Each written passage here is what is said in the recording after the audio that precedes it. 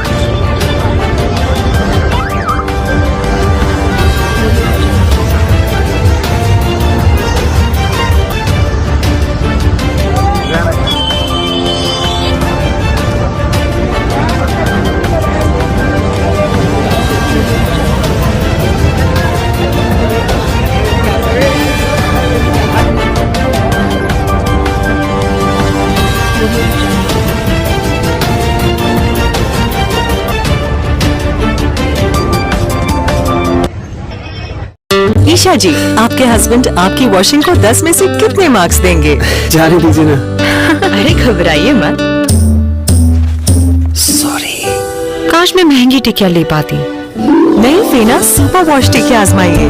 बेहतरीन झाग, कोमल हाथ, रोज और चंदन, सुपर चमक। महंगी टिकिया जैसी धुलाई नहीं फेना सुपर वॉश टिकिया में समाई। फेना ही लेना। फेना।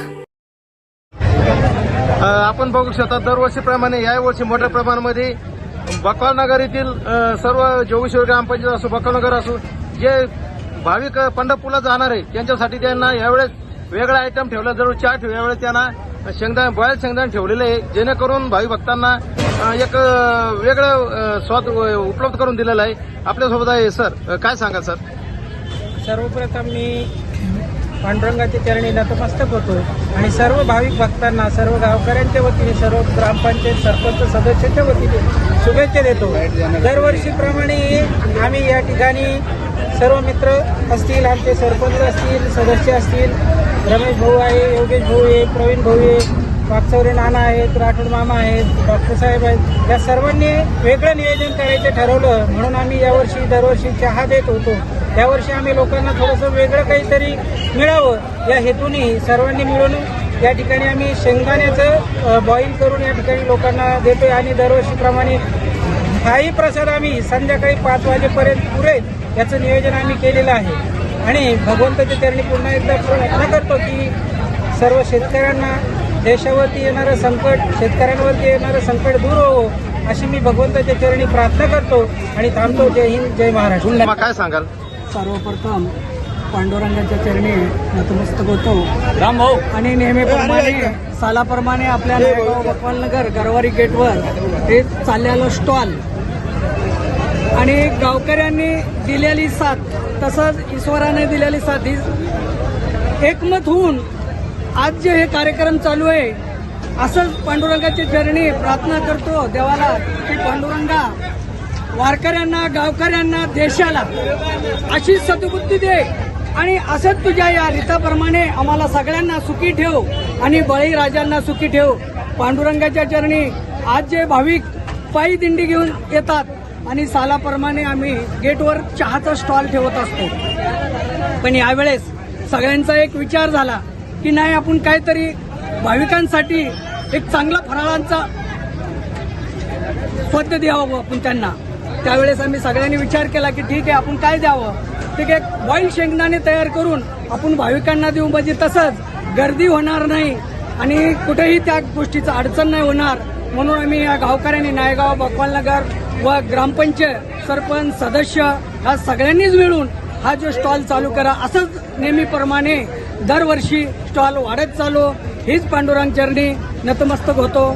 जय महाराष्ट्र, जय महाराष्ट्र, जय शिवसेना, जय राष्ट्र। आपल्यासोबत एक कृषी उत्पन्न बाजार समितीचे सदस्य योगेश भाऊ, काय सांगाल?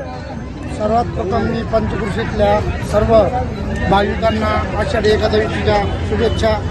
आज मोहरम आहे, मोहरमच्याही शुभेच्छा।